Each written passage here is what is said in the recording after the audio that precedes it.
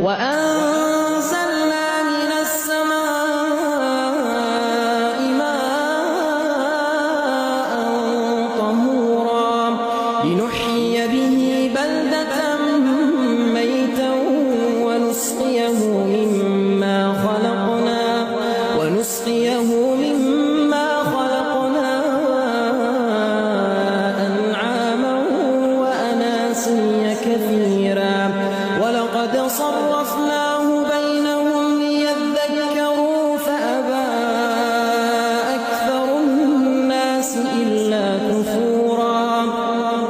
ولو شئنا